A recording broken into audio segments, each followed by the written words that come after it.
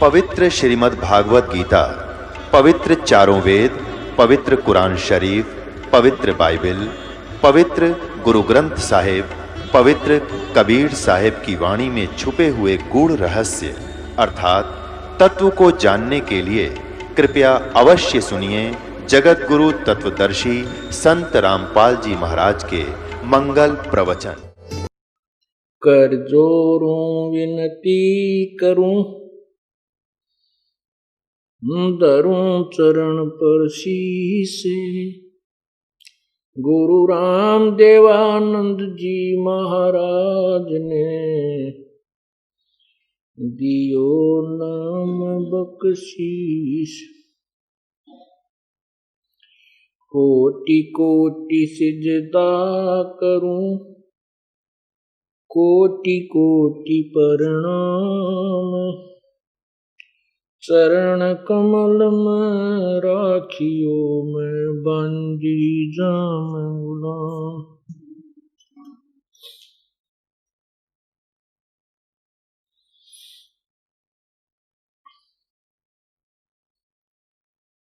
जय इब के सतगुरु मिले, सब दुख आँखों रो।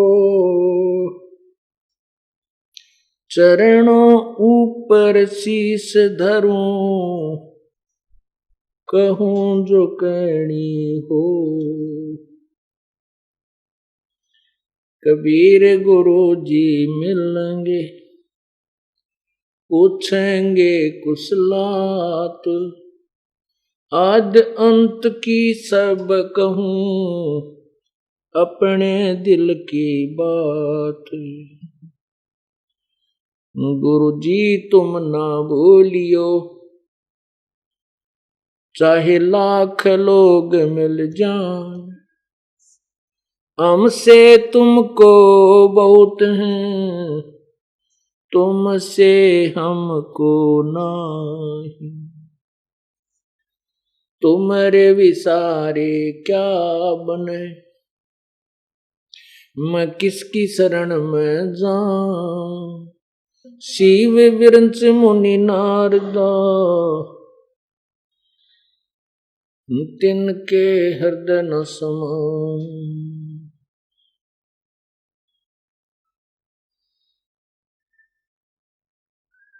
अवगुण किए तो बहुत किए, करत न मानी हार। बावे बंदा बख्श दियो, बावे गर्दन उतार। अवगुण मेरे बाप जी, बख्शो गरीब नवाज।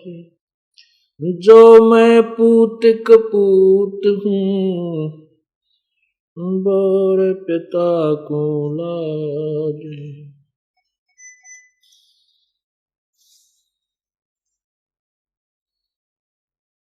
कुत्ता तेरे दरबार का, मोतिया मेरा नाम।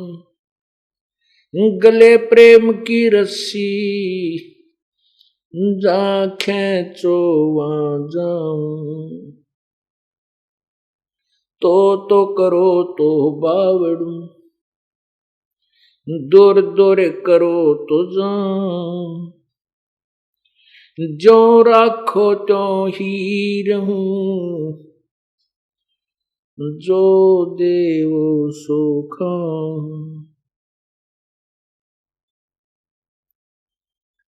बंदी छोड़ दयाल जी, तुम तक हमारी दौड़। जैसे कागज जहाज का, सोजत और न ठोर। परमपिता परमात्मा सारी सृष्टि के रचनहार कुल मालिक कबीर परमेश्वर स्वयं ही एक तत्वदर्शी संत की भूमिका करते हैं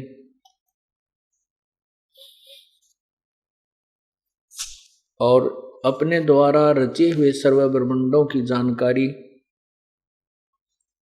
स्वयं ही आकर देते हैं। परमात्मा प्रत्येक युग में आते हैं, सतयुग में, त्रेता में, द्वापर में, कलयुग में। और जब भी वे आते हैं अपनी अमृत वाणी, कबीर वाणी के द्वारा जिस भी युग में परमेश्वर आते हैं अपनी अमृत वाणी में लोकोक्तियों, कविताओं, दोहों, शब्द आदि के माध्यम से यथार्थ ज्ञान वर्णन करते हैं।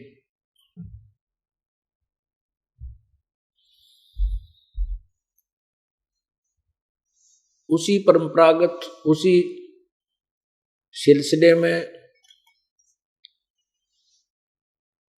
अपने नियमानुसार परमात्मा कलयुग के अंदर आज से लगभग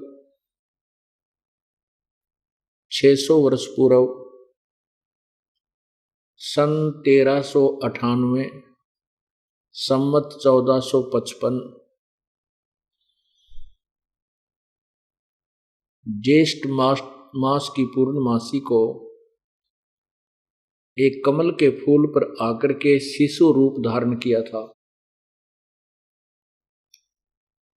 और फिर वो बड़े हुए, लीला करते हुए उन्होंने फिर अपनी अमृतवाणी उस तत्व ज्ञान से परिपूर्ण उच्चारण की।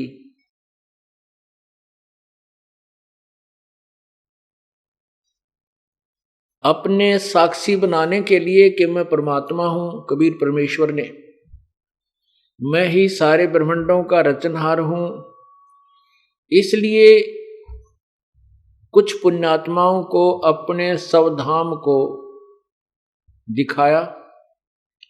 फिर उन पुण्यात्माओं ने अपनी आंखों देखा जो परमात्मा की महिमा, परमात्मा की कालोक और प्रभु की शक्ति, उन्होंने भी अपनी अमृतवाणी में वर्णन किया। परमात्मा ने किन किन को साक्षी बनाया। नंबर 1 धर्मदास साहिब जी, जो बांधवगढ़ के रहने वाले बहुत बड़े साहूकार थे, सेठ थे, रईस थे। एक मनुकदास जी,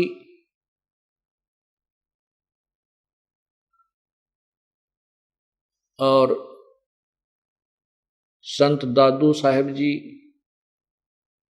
संत घीसा साहिब जी, संत नानक साहिब जी, संत गरीबदास साहिब जी, इन महापुरुषों को अपने निज स्थान को दिखाया।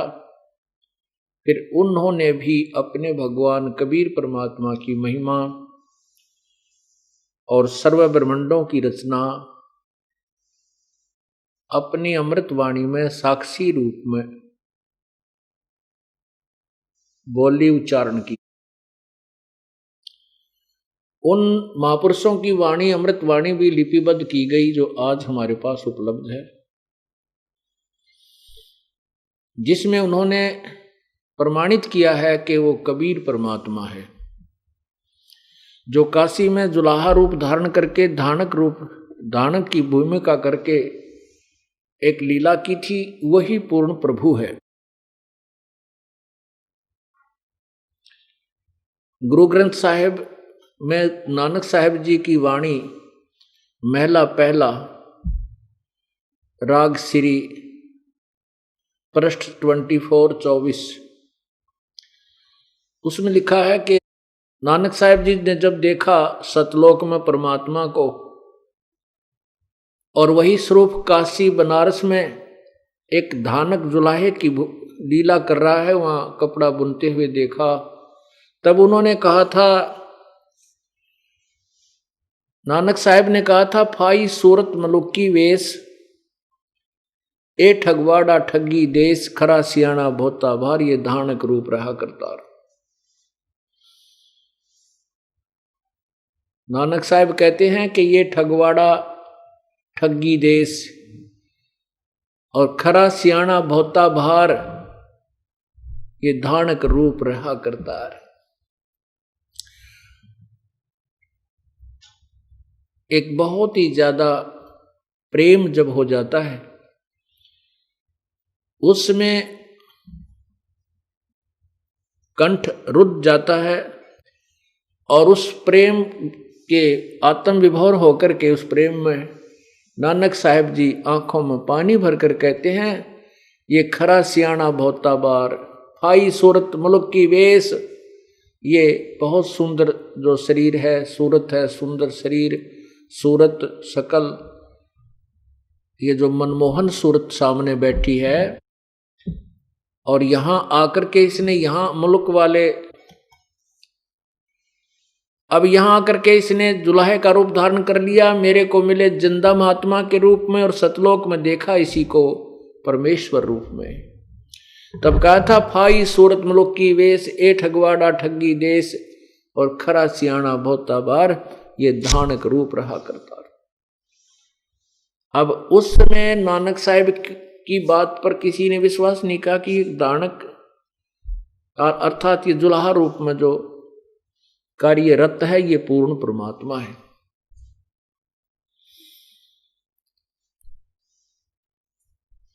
उसी प्रकार आदरणीय संत गरीबदास साहिब जी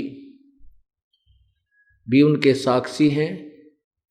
सतलोक जाने के उपरांत सहसरी सतलोक चले गए थे कबीर परमेश्वर जी। उसके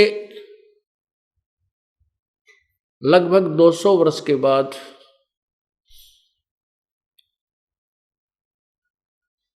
सतलोक से चलकर सहसरी आए, जिंदा वाले ही स्वरूप में, जिंदा महात्मा। और गरीबदास जी की आत्मा को, गरीबदास जी के जीव को भी सतलोक लेकर गए। फिर सर्व ब्रह्मांडों की व्यवस्था दिखाई, ब्रह्मा विष्णु महेश के लोक दिखाए, और फिर उनको वापस शरीर में छोड़ा था। उसके बाद आदरणीय गरीबदास साहिब जी ने भी उस परमेश्वर कबीर जी की विशेष महिमा अपनी अमृतवाणी में गाई। ये गवाह बन गए। इस कलयुग में अब वो समय आ गया है कि पूरी पृथ्वी पर, पूरे विश्व में यदि कोई भगवान चाहने वाली आत्मा है तो इस भक्ति को करेगा, चाहे वो हिंदू है, मुसलमान है, सिख या ईसाई या जैनी, कोई भी है, जिसको परमात्मा की चाह है। और जिसने परमात्मा नहीं चाहिए वो तो पहले भी बहुत रहे हैं और आगे भी ऐसे भटकते रहेंगे। परमात्मा ने उसी समय जब वो प्रकट हुए थे, आज से 500-600 वर्ष पहले, अपनी अमृतवाणी में लिख दिया था धर्मदास, एक समय आएगा कलयुग में लगभग 5000 से ऊपर जब कलयुग चला जाएगा,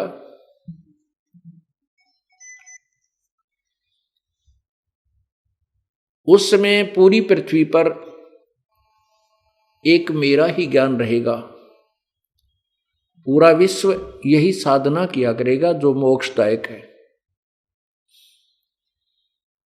और साथ में ये भी कहा था धर्मदास जी को कि धर्मदास तो लाख दुहाई, ये सार ज्ञान कहीं बार ना जाई। एक सार शब्द है, एक सार ज्ञान है। सार ज्ञान कहो, तत्व ज्ञान कहो, क्योंकि परमात्मा ने तो धर्मदास जी को सब बता दिया था कि ब्रह्मा विष्णु महेश के माता पिता ये हैं, और ये जन्म मृत्यु के अंदर है, ये अविनाशी नहीं है, ये पूज्य नहीं है। ये भी किसी और परमात्मा की पूजा करते हैं, लेकिन ये भी असमंजस में है कि पूर्ण परमात्मा कौन है, इनको तत्व ज्ञान नहीं है। इसके लिए आप देखिएगा श्रीमद् देवी भागवत, श्रीमद् देवी पुराण, देवी पुराण, शक्ति पुराण, प्रथम स्कंद, गीता प्रेस गोरखपुर से प्रकाशित पृष्ठ 28-29 पर। गीता प्रेस गोरखपुर से प्रकाशित देवी पुराण प्रथम स्कंद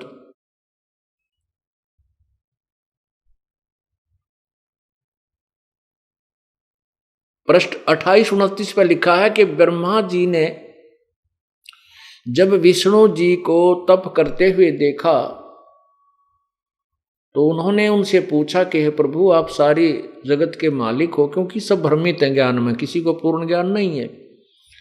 आप ही सारी सृष्टि के रचनहार हो, आप ही सबके पालक हो, आप भी किसकी साधना करते हो? तो विष्णु जी कहते हैं, मैं आपको सच्ची बात बताता हूं, मैं तप करता रहता हूं, ज्यादा समय में तप करने में व्यतीत करता हूं, और जब तप से उठता हूं तो राक्षसों को मारने में मेरा ज्यादा समय व्यतीत होता है, और मैं शक्ति यानी दुर्गा की पूजा करता हूं। पुण्यात्माओं, ये बीच बीच में जो शास्त्रों का सहयोग हमें लेना पड़ रहा है, ये इसलिए कि आप इस सत्य को सत्य मान सकें। अभी आपको दिखाते हैं कि विष्णु जी खुद कह रहे हैं कि मैं दुर्गा की पूजा करता हूं, और मेरे विचार से इससे अतिरिक्त कोई भगवान नहीं है दुर्गा के अतिरिक्त। श्री विष्णु जी की स्टेटमेंट है ये श्री देवी पुराण यानी शक्ति पुराण में। ये देखिएगा, श्री देवी पुराण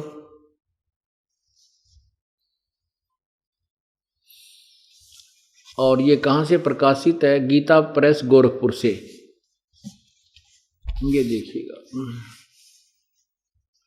संक्षिप्त देवी पुराण श्री देवी भागवत, ये पहला स्कंद, और यहां देखो, इधर आना, नीचे देखो, यहां पर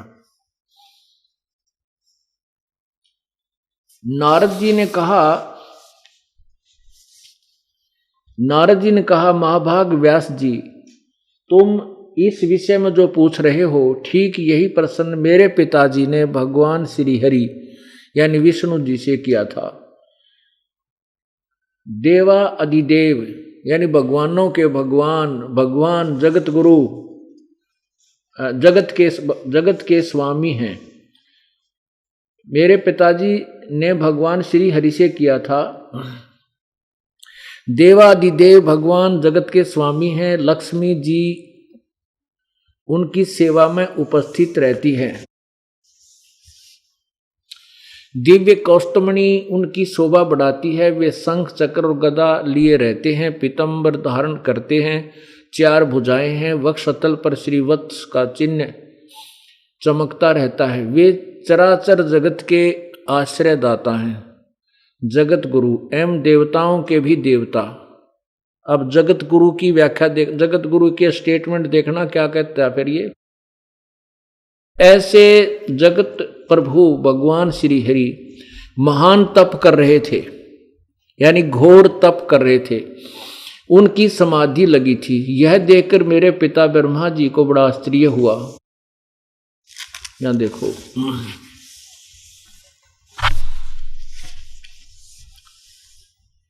अतः उन्होंने उनसे जानने की इच्छा प्रकट की। ब्रह्मा जी ने पूछा, प्रभो आप देवताओं के अध्यक्ष, जगत के स्वामी और भूत भविष्य एवं वर्तमान सभी जीवों के एकमात्र शासक हैं।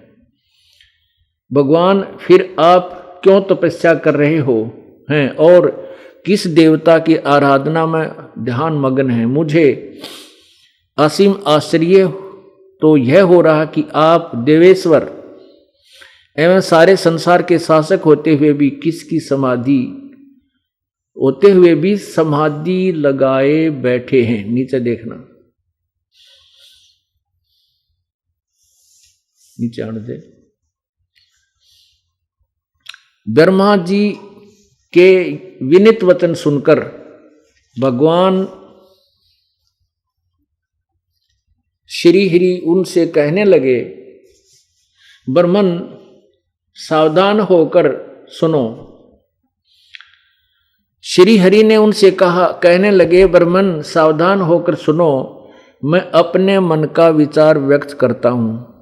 विष्णु जी कह रहे हैं, देवता, दानव और मानव सब यही जानते हैं कि तुम सृष्टि करते हो, मैं पालन करता हूं और शंकर संहार किया करते हैं। किंतु फिर भी वेद के प्रागामी पुरुष अपनी युक्ति से यह सिद्ध करते हैं कि रचने, पालने और संहार करने की यह योग्यता जो हमें मिली है, इसकी अधिष्ठात्री शक्ति देवी हैं। वे कहते हैं कि संसार की सृष्टि करने के लिए तुम में राजसी शक्ति का संचार हुआ है, मुझे सात्विक शक्ति मिली है और रुद्र में तामसी शक्ति का आविर्भाव हुआ है। यह शक्ति, उस शक्ति के अभाव से तुम इस संसार की सृष्टि नहीं कर सकते, मैं पालन करने में सफल नहीं हो सकता और रुद्र से संहार कार्य भी नहीं हो सकता, संभव नहीं। ब्रह्मा जी, हम सभी उस शक्ति के सहारे ही अपने कार्य में सदा सफल होते आए हैं। सुवर्त, प्रत्यक्ष और परोक्ष दोनों उदाहरण मैं तुम्हारे सामने रखता हूं, सुनो। यह निश्चित बात है कि उस शक्ति के अधीन होकर ही मैं, विष्णु जी कह रहे, मैं प्रलय काल में इस शेष नाग की सैया पर सोता और सृष्टि करने का अवसर आते ही जाग जाता हूं। मैं सदा तप करने में लगा रहता हूं, उस शक्ति के शासन से कभी मुक्त नहीं रह सकता। कभी अवसर मिला तो लक्ष्मी के साथ सुखपूर्वक समय बिताने का सौभाग्य प्राप्त होता है। मैं कभी तो दानवों के साथ युद्ध करता रहता हूँ, राक्षसों के साथ। अखिल जगत को भय पहुंचाने वाले दैत्यों का विकराल शरीरों को शांत करना मेरा परम कर्तव्य है। आगे देखना, मुझे सब प्रकार से शक्ति के अधीन होकर रहना पड़ता है। उन्हीं भगवती शक्ति का मैं निरंतर ध्यान किया करता हूँ। मैं उस दुर्गा का ही ध्यान करता हूं और ब्रह्मा जी, मेरी जानकारी में इन भगवती शक्ति से बढ़कर दूसरे कोई देवता नहीं है। अब ये जगत गुरु की स्टेटमेंट है और ब्रह्मा जी इनको सर्वशक्तिमान, देवेश्वर, सब देवों के देव भगवान विष्णु को कितनी महिमा दे रहे हैं। और विष्णु जी वो जगत गुरु, यानी जगत गुरु का अर्थ होता सबको सच्चा ज्ञान देने वाला। तो भगवान विष्णु को जगत गुरु कहा गया और जगत गुरु जी कह रहे हैं कि मैं तो घोर तप करता रहता हूं और मैं दुर्गा शक्ति यानी देवी का ध्यान करता हूं और मेरे विचार में इस दुर्गा से ऊपर कोई भगवान नहीं है। अब पुण्यात्माओं, उन ऋषियों और महर्षियों को कहां से ज्ञान होगा जब इन भगवानों को ज्ञान नहीं, जिसको हम सर्वेश्वर, सर्वज्ञ, सबके जाननहार, भूत भविष्य वर्तमान के जाननहार माना करते थे। यदि ये स्टेटमेंट ये दास सीधा कह देता कि ब्रह्मा विष्णु महेश अल्पज्ञ हैं, इनको ज्ञान नहीं है आध्यात्मिक, तो बहुत ज्यादा भक्त आत्मा नाराज हो जाते हैं और शायद सत्संग सुनने भी नहीं आते जो नए नए आए हैं। और जब सामने ये प्रत्यक्ष देख लिया अपने सदग्रंथों में, फिर ये मन जो है सेट हो जाता है। जो बुद्धिमान होते हैं वो क्या करते हैं, देवी भागवत महापुराण का ये सकंद नोट करेंगे, पेज नंबर नोट करेंगे, फिर जा करके अपने घर में मिलाएंगे, अपने घर पर रखे सदग्रंथों से। और फिर उनको यही स्टेटमेंट मिलेगी, यहाँ कोई डुप्लीकेट थोड़ी बनाकर प्रचार किया जा रहा है, वही बाजार से खरीद कर हम लाए। फिर वो पुण्यात्मा स्तब्ध रह जाते हैं और अगली बार स्वयं तो आते ही आते हैं, दो चारों को और संग लेकर आते हैं कि चलो सच्चा ज्ञान है तो पृथ्वी पर सतलोक आश्रम बरवाला और करौथा में ही है। और ये ज्ञान दिया किसने है, पूर्ण परमात्मा कबीर परमेश्वर ने। इसी देवी पुराण में लिखा है कि सतयुग में ऋषि महर्षि जो होते थे वो वेदों के बड़े अच्छे ज्ञाता होते थे और वो देवी की पूजा करा करते। अरे तरह गजब भाई। अब आपको ये तो विश्वास हो गया कि कबीर परमेश्वर के अतिरिक्त या उनसे परिचित संत जो उनको देख चुके आंखों से, उसके अतिरिक्त पृथ्वी पर किसी के पास ज्ञान नहीं है, कि वो कोरा अज्ञान ढो रहे हैं। आदरणीय गरीबदास साहिब जी की वाणी में आपको परमात्मा की महिमा सुनाते हैं।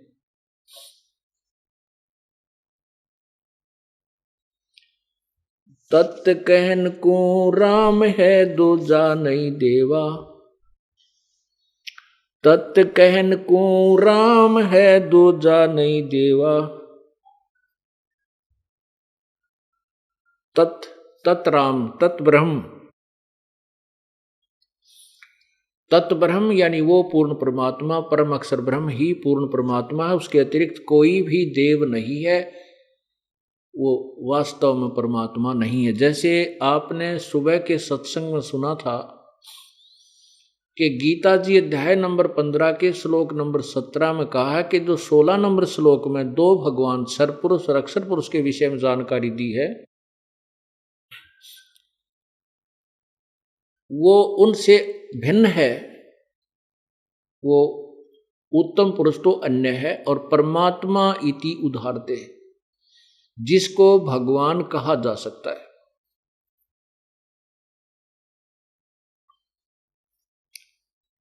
अपुण्यात्मा विशेष एक एक शब्द जो होते हैं सदग्रंथों के, वो बहुत गहराई और रहस्य से भरे हुए होते हैं, उनको तत्वदर्शी संत ही बता समझा सकता है। जन साधारण या ये ऋषि महर्षि जिनको हम बड़े विद्वान माना करते थे, तो बिल्कुल बालकांते भी गए गुजरा ज्ञान था इनका। ये भक्ति मार्ग से कति अपरिचित थे। हठ योग, सिद्धियां प्राप्ति करना, इनका यही अज्ञानता का मार्ग था। इसी कारण से ये हुआबाई का ज्ञान जनता को देकर चले गए। अब इसमें गीता अध्याय नंबर 15 के श्लोक 17 में कहा कि उत्तम पुरुष है तो अन्य परमात्मा इति उदाहरते। पुरुषोत्तम सर्वश्रेष्ठ परमात्मा तो कोई इन दोनों से भी भिन्न है, सरपुरुष और अक्षर पुरुष से। वो गीता जी अध्याय नंबर 8 के मंत्र 3 में लिखा है कि वो परम अक्षर ब्रह्म है। और वही गीता अध्याय नंबर 15 के श्लोक 17 में कहा कि उत्तम पुरुष है तो अन्य परमात्मा इति उदाहरते। अब ये एक बहुत ध्यानपूर्वक सुनना कि उसको भगवान कहा जाता है, और वही तीनों लोकों में प्रवेश करके सबका धारण पोषण करता है। वो अविनाशी परमात्मा है। जैसे आपने परमात्मा की वाणी सुनी थी, इस झूठे सुख को सुख कहे ये मान रहा मन मोद, ये सकल चबीना काल का कुछ मुख में कुछ गोद। अब हम भगवान राम परमात्मा इन सभी को कहते हैं। विष्णु जी भी भगवान हैं, शंकर जी भी भगवान हैं, ब्रह्मा जी भी भगवान हैं, परमात्मा है। और सरपुरुष ज्योति निरंजन भी भगवान है, अक्षर पुरुष भी भगवान है। और अब गीता जी अध्याय नंबर 15 के श्लोक 17 में स्पष्ट किया है कि वास्तव परमात्मा उसी को कहते हैं, वो परम अक्षर ब्रह्म परमात्मा है। इनको भी हम भगवान कहते हैं। इनको भी स्वामी, भगवान माने स्वामी, मालिक, प्रभु, ईश, गॉड, अल्लाह, खुदा, ये उसी परमेश्वर के पर्यायवाची और भाषा भिन्न नाम हैं। श्री विष्णु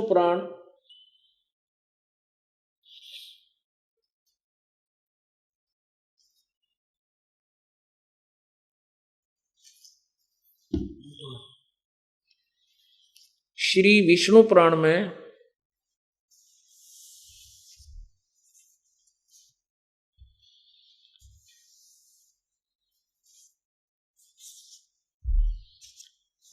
श्री विष्णु पुराण में कहा है कि विष्णु जी का प्रथम रूप तो पुरुष है, पुरुष माने प्रभु। वो फर्स्ट इंप्रेशन तो लगे है जैसे ही भगवान जैसा है। अब यहां विष्णु जी, विष्णु पुराण में इस काल को विष्णु कहते हैं, कहा, क्योंकि ये अपने वास्तविक रूप में जो गीता जी का ज्ञान देते समय अर्जुन को जो वास्तविक रूप दिखाया कि मैं काल हूं, मेरा ये स्वरूप है, गीता जी के अध्याय नंबर 11 के श्लोक 32 में, और 47-48 में श्लोक में कहा है अध्याय 11 के में कि अर्जुन ये मेरा जो काल रूप है तेरे अतिरिक्त पहले किसी ने नहीं देखा, और ना किसी वेदों से, और ना कोई आगे देख सकता, और ना किसी क्रिया से, ना वेदों से, ना जप तप से, ना किसी यज्ञ से मेरे इस रूप को नहीं देख सकता। गीता जी अध्याय नंबर 7 के श्लोक 24-25 में स्पष्ट किया है कि ये मेरा एक अटल नियम है, अविनाशी नियम है कि मैं कभी अपने यथार्थ रूप में किसी के सामने नहीं आता, अपनी योग माया से छुपा रहता हूं। उसी के लिए ये काल क्या करता है, किसी को विष्णु रूप में दर्शन देता है, किसी को ब्रह्मा रूप में दर्शन देता है, किसी को शिव रूप में दर्शन देता है। इसलिए ये डिसीजन भ्रमित होकर के इसी काल के पुत्र विष्णु या शिव या ब्रह्मा को ही भगवान और सर्वशक्तिमान मानने लगे।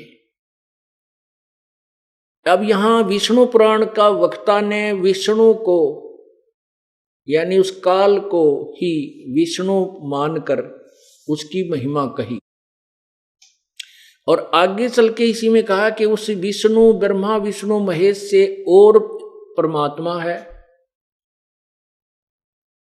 और उससे उस अन्य परमात्मा है जो यहाँ का कंट्रोलर है। और फिर बताया है कि इस ब्रह्मा, विष्णु, महेश और प्रकृति से और काल ब्रह्म से भी एक और परमात्मा है। ऐसे ये उलझ पुलझ ज्ञान इनके पास था। यहां पर ये विष्णु जी को, उस काल को विष्णु कहकर संबोधित कर रहा है श्री विष्णु पुराण का वक्ता श्री पाराशर ऋषि। इसमें कहा कि विष्णु जी का प्रथम रूप तो भगवान है, पुरुष है, और उसका परम रूप काल है। काल उसका परम रूप है। ये देखिएगा श्री विष्णु पुराण गीता प्रेस गोरखपुर से प्रकाशित, श्री विष्णु पुराण नीचे देखिएगा, श्री गीता प्रेस गोरखपुर से प्रकाशित। इसके अध्याय नंबर 2, ये देखिएगा अध्याय नंबर 2,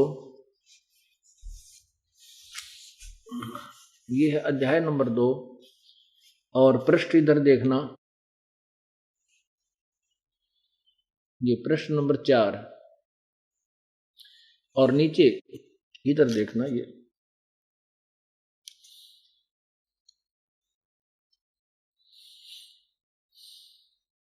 ये द्विज परब्रह्म का प्रथम रूप पुरुष है। पुरुष माने परमात्मा, भगवान।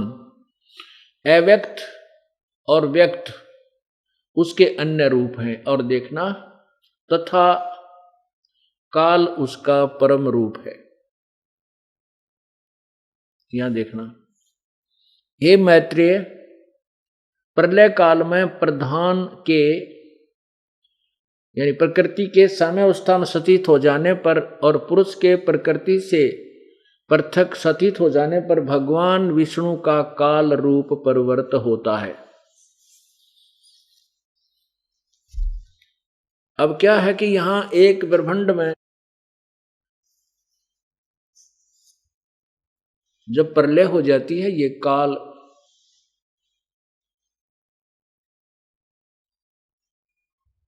काल ये क्या करता है कि जैसे एक ब्रह्मांड के अंदर रचना करके तीनों पुत्रों की उत्पत्ति करके दुर्गा को सारी बागडोर संभाल के ये इससे अलग होकर के अपने 21वें ब्रह्मांड में बैठ जाता है। वहाँ इसके ये अपने काल रूप में विद्यमान रहता है और नीचे के लोकों में आता है तो ये अपना शरीर बदल लेता है। अभी आपने श्री विष्णु पुराण अध्याय नंबर 2 प्रश्न नंबर 4 पर पढ़ा कि श्री विष्णु जी का प्रथम रूप तो पुरुष है, पुरुष मान प्रभु, ये भगवान जैसा लगता है और काल इसका परम रूप है।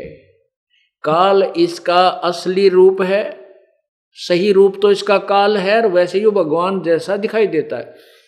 अब जो दास आपको प्रूव करना चाहता था पवित्र गीता जी अध्याय नंबर 15 के श्लोक 17 को कि उत्तम पुरुष तु अन्य परमात्मा इति उदाहरत, पुरुषोत्तम यानी श्रेष्ठ भगवान, वास्तव में सही भगवान तो कोई क्षर पुरुष यानी ब्रह्म, अक्षर पुरुष अर्थात परब्रह्म से भी अन्य है, कोई और है। परमात्मा इति उदाहरत। एक बार पवित्र गीता जी के इस श्लोक को भी आप अपने नैनों से देखिए, फिर बहुत ही ज्यादा दृढ़ता से आपके अंदर समा जाएगा और फिर सत्संग का आनंद अधिक आएगा। ये देखिएगा पवित्र गीता जी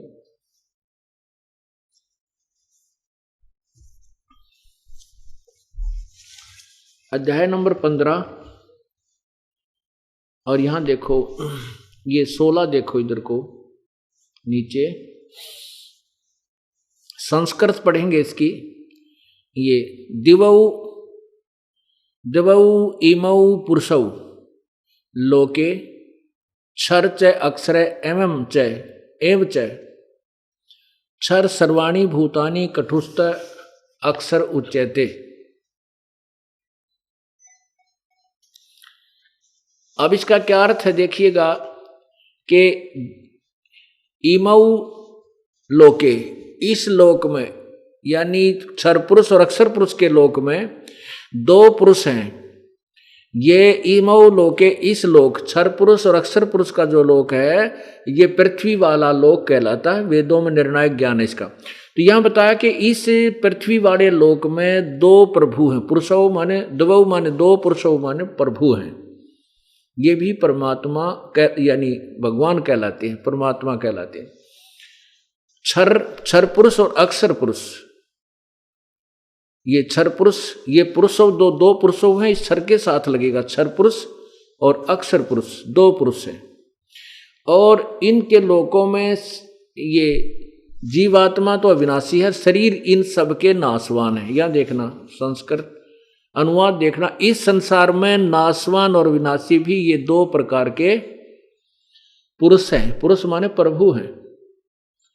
पुण्यात्मा आज सब शिक्षित समाज है, बुजुर्ग भी, बहन बेटी भाई बच्चे नौजवान सभी बच्चे शिक्षित हैं और ये संस्कृत और हिंदी दोनों अपने पास उपलब्ध है। इसमें कहा है कि इस संसार में नाशवान और विनाशी भी ये दो प्रकार के पुरुष हैं, भगवान हैं। संपूर्ण प्राणियों के शरीर नाशवान और जीवात्मा अविनाशी कहा जाता है। और 17 में कमाल किया है, ये देखिएगा, उत्तम पुरुष तु अन्य और परमात्मा इति उद्धारते, जिसको परमात्मा कहा जाता है वो तो इन ऊपर वाले दोनों से क्षर पुरुष और अक्षर पुरुष से और ही भगवान है, और ही प्रभु है।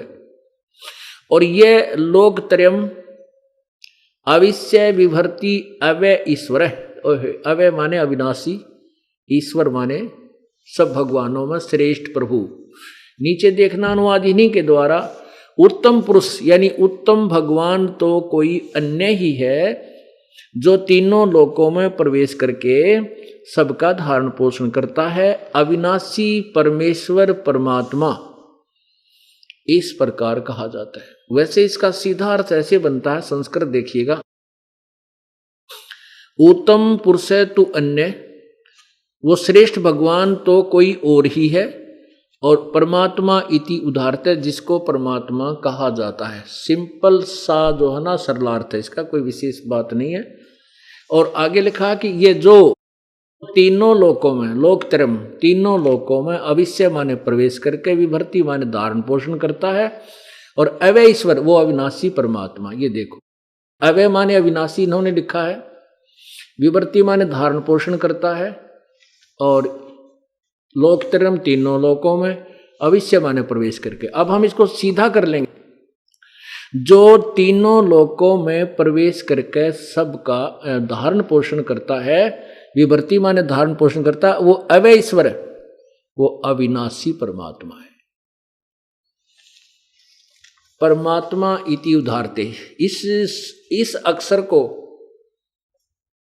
इस सेंटेंस को जो ना सिद्ध करने के लिए मैं आपको एक कथा सुनाता हूं। श्री विष्णु पुराण के अध्याय नंबर 2 श्लोक नंबर पृष्ठ नंबर 4 पे आपने पढ़ा कि विष्णु भगवान का प्रथम रूप तो पुरुष है, लेकिन परम रूप उसका काल है।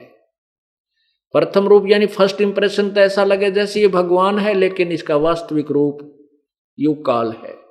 जैसे हम यहाँ पृथ्वी लोक पर रह रहे हैं, ब्रह्मांड के इस काल के लोक में रहते हैं, यहाँ पर आप देखते हो कितने अच्छे फल, आम, सेब, संतरे, काजू, किशमिश, और कितनी अच्छी वायु चल रही है पृथ्वी के अंदर, बहुत मीठा जल, कहीं पर झरने बह रहे हैं, कितने अच्छे प्रकार के यहाँ व्यवस्था की गई है। और फिर हम यहाँ पर देखते हैं संतान है, संपत्ति है, और हमारे खाने पीने के लिए सारी व्यवस्था कर रखी है, दिन रात बनाए हैं। इस सारी व्यवस्था को देखकर हमें लगता है कि जैसे यू भगवान है, परमात्मा है, परंतु हम उस समय ये भूल जाते हैं कि आज कितने परिवार हाहाकार मचा रहे होंगे, कितने परिवारों के अंदर आज खाना नहीं बना होगा, किसी का बेटा मरा है, किसी की बेटी मरी है, किसी का बाप, किसी का पिता, किसी की बहन, किसी का भाई। तो ये उसका वास्तविक रूप काल है। अब जैसे एक कसाई बकरे पालता है और वो सैकड़ों 200-400 की संख्या में बकरे पालता है, क्योंकि उसको बहुत दूर तक सप्लाई देनी होती है। तो उन बकरों के लिए वो बहुत ही अच्छी व्यवस्था करता है, एक तालाब बनवाता है, उसके लिए एक खेत खरीदता है, जमीन खरीदता है, उसमें घास चरागा बनाता है, उन बकरों के लिए व्यवस्था करता है कि गर्मी और सर्दी से बचाने के लिए उसके ऊपर शेड डाल देता है। और वो बकरे जब कसाई जब आता है, बकरों को देखता है, बकरे समझते हैं कि ये जो व्यक्ति है ये हमारा मालिक, हमारा स्वामी बहुत दयालु है, हमारे लिए कितनी व्यवस्था करता है, खाने की, पीने की, गर्मी सर्दी से बचने की, हिंसक पशुओं से बचाने के लिए चारों तरफ चार द्वारी बनाता है। तो उस कसाई को वो अबोध बकरे, वो प्राणी अपना दयालु मालिक मानते हैं। उनकी बुद्धि इतना काम नहीं करती कि ये तुम्हारे अंदर से ही निकाल कर ले जाता है और वो वापस फिर नहीं आते। वो कसाई देखता है, उनको हाथ फेर के ऐसे बकरों की बाजू छूता है और वो बकरे उससे प्यार करते हैं, अपना एक मित्र समझ के। और वो कसाई देख रहा है ये कितने कै किलो का हो गया, इसमें कितना मांस बन गया है, ये कितने रुपए में बिक सकता है। और वो भोले प्राणी समझते हैं ये तुम्हें प्यार करता है, और वो भी उसको प्यार देते हैं, जीभ से चाटते हैं कसाई को।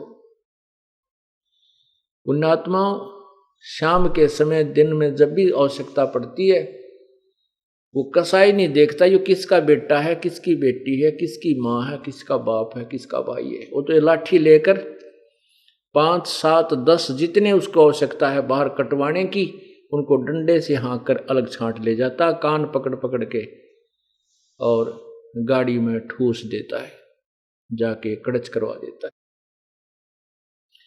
पुण्यात्माओं, यही व्यवस्था कबीर परमेश्वर ने बताई है कि काल कसाई हंसत है ये सर्वलोक को खाए। ये काल को कसाई संज्ञा दी है परमात्मा ने। और परमात्मा बताते हैं कि झूठे सुख को सुख कहे ये मान रहा मनमोद, ये सकल चबीना काल का भाई कुछ मुख में कुछ गोद।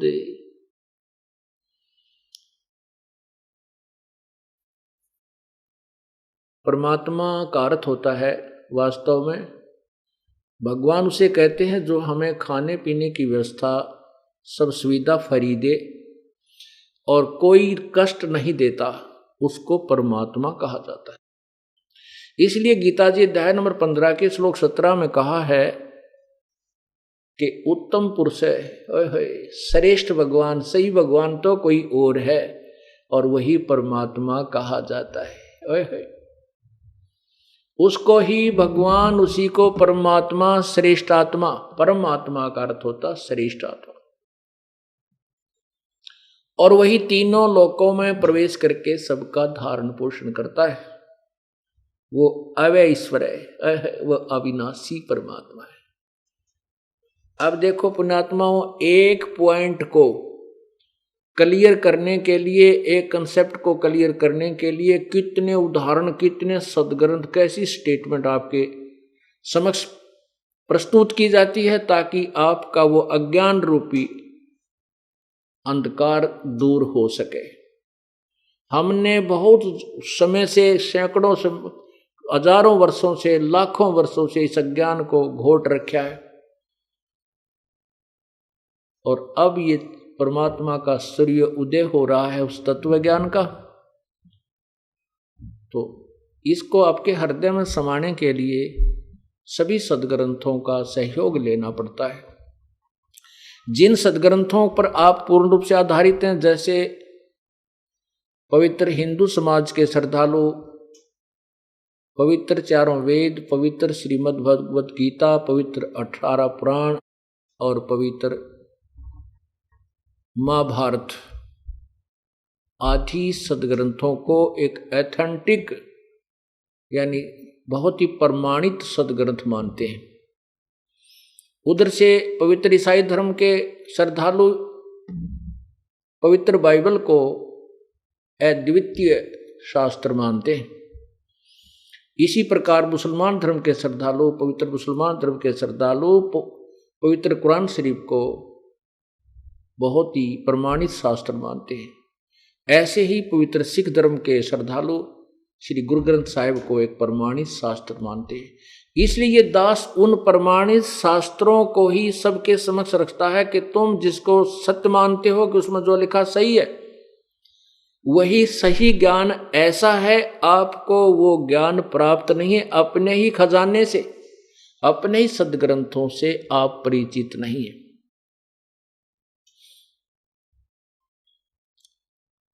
और जब पुण्यात्मा आंखों देख लेंगे जिनको भगवान चाहिए, वो तुरंत ही इस दास के पास आकर के अपना कल्याण कराएंगे।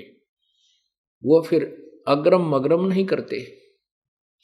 और जो आंखों देखकर सत्य को फिर भी नहीं मानते, वो भक्ति योग्य प्राणी नहीं है, उनको परमात्मा नहीं चाहिए। अब क्या बताते हैं, हमें साधना ठीक नहीं मिली।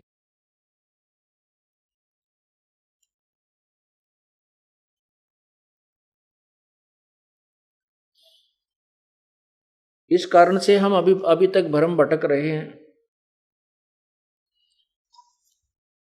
और इस मन को आप जैसे पहले साधना जो कर रहे हो, तीर्थ पर जाते हो, कितने बाबा जी की पूजा करते हो, कहीं हनुमान चालीसा करते हो, नवरात्रे करते हो, आठम का व्रत करते हो, ग्यास का व्रत रखते हो, सोमवार का रखते हो, और आपको बता दे कि एक शुक्रवार का भी शुरू कर दो और एक और वहाँ धाम है वहाँ जाना शुरू कर दो, वहाँ भी चले जाओगे और एक व्रत और भी शुरू कर दोगे। और यदि आपको कहा जाए कि अपने सदग्रंथों में ऐसा लिखा, इन सब पूजाओं को त्याग करके एक परमात्मा की जो विधिवत साधना वो कीजिए, और आंखों देख लोगे कि ये देखो गीता जी में ऐसा लिखा है, पुराणों में ऐसा लिखा है, वेदों में ऐसा लिखा है, सदग्रंथों में ऐसा लिखा है, फिर भी ये मन नहीं मानता। मन क्यों नहीं मानता?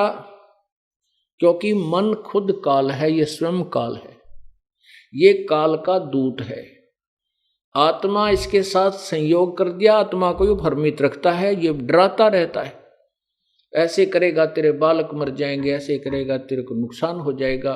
इतना पीड़ित किया हुआ इसको मन ने, आत्मा को, अब ये इतनी डरा दी इसने कि जैसे कुत्ते के 2 लठ मार दे और फिर वो कहीं बेचारा पड़ा पड़ा भी कोई जरा सा ऐसे खुटका कर दे, वहीं पड़ा पड़ा रोता है, उठन के भागने की भी उसकी हिम्मत नहीं रहती, वहीं चिल्लाने लग जाता, जरा सी कहीं खुड़का हो जाता। तो हम इतने भयभीत, इतने पीड़ित कर दिए, इतने पीठ डाले इस काल ने, युगों युगों से हमारे को सता रखा है।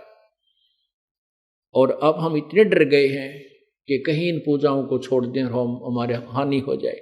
और उनको पूछते पूछते परिवार विनाश हुए पड़े हैं, वहां बुद्धि काम नहीं करती। तो क्या बताते हैं परमात्मा? अपनी महिमा, अपनी लीला आप ही बताते रहते हैं हमें जगाने के लिए। मैं तो दे दी है बालम बैरे नू, मैं तो दे दी है बालम बैरे नू, मैं तो दे दी, मैं तो दे दी है बालम बैरे नू, मैं तो दे दी है बालम बैरे नू, मैं तो दे दी है। संसारी दी गल्लां चिन्ह, ना बूझे शब्द जो गहरे नू, संसारी दी गल्लां चिन्ह, न बूझे शब्द जो गहरे नू, ये मुर्दों से ती प्रीत लगावे न जाने सतगुरु मेरे नू, मैं तो दे दी है बालम बैरे नू, मैं तो दे दी है बालम, मुर्दों से ती प्रीत लगावे न जाने सतगुरु मेरे नू, ये मुर्दों से ती प्रीत लगावे न जाने सतगुरु मेरे नू, मैं तो दे दी है बालम, मैं तो दे दी है, मैं तो दे दी है बालम बैरे नू, मैं तो दे दी है बालम बैरे नू, मैं तो दे दी है बालम बैरे नू, मैं तो दे दी है बालम बैरे नू। संसारी दी गल नू चिन्ह, नहीं बूझे शब्द जो गहरे नू, संसारी दी गल्लां चिन्ह, न बूझे शब्द जो गहरे नू, मुर्दों से ती प्रीत लगावे न जाने सतगुरु मेरे नू, ये मुर्दों से ती प्रीत लगावे नहीं जाने सतगुरु मेरे नू, मैं तो दे दी है बालम बैरे नू, मैं तो दे दी है बालम बैरे नू, तो श्वेत छतर सिर मुकुट विराज, देखत ना उस चेहरे नू, श्वेत छतर सिर मुकुट विराजे, देखत ना उस चेहरे नू, ऊंची थलियां खेती बोवे भूल गए निज डेरे नू, ये ऊंची थलियां खेती बोवे भूल गए निज डेरे नू, मैं तो दे दी है बैरे नू, मैं तो दे दी है बालम बैरे नू, ये संसार समझदा नाही कहंदा श्याम दोपहरे नू, ये संसार समझदा नाही, कहंदा श्याम दोपहरे नू, गरीब दास ये वक्त जात है, रोवोगे इस पैरे नू। गरीब दास ये वक्त जात है, रोवोगे इस पैरे नू। मैं तो दे दी है बालम, बैरे नू मत दे दी है बालम। मैं तो दे दी है बालम, बैरे नू मैं तो दे दी है बालम, बैरे नू। सत साहिब। अब परमात्मा अपनी महिमा आप पर बतावें, कहते हैं ये आत्मा मन के साथ बांध दी और ये इसका मालिक बन बैठा, स्वामी बन बैठा, पति बन गया।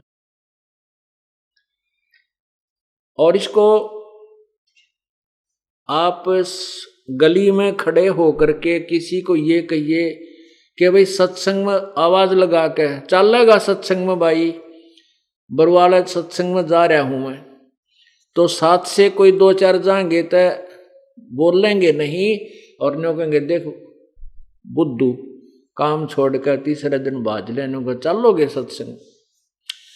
और फिर आप आसानी से कहीं ये जिक्र कर दिए को दो चार आ रहे हो ना गली माँ के, और चुपके से नो कहीं बतलान लग जाइए भाई वहां कंपटीशन हो रहा है, रागनी होंगी उस गांव में, तो वो जाने वाले लोग कहेंगे भाई कित होगा रे बताइए, कहाँ है, कब होगा, क्या टाइम है उसका।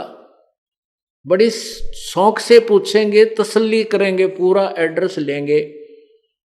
और सत्संग के ये मन जो है इन बकवादों ने तो तुरंत ग्रहण करता है और परमात्मा के मार्ग की तरफ यूं बहरा हो जाता है।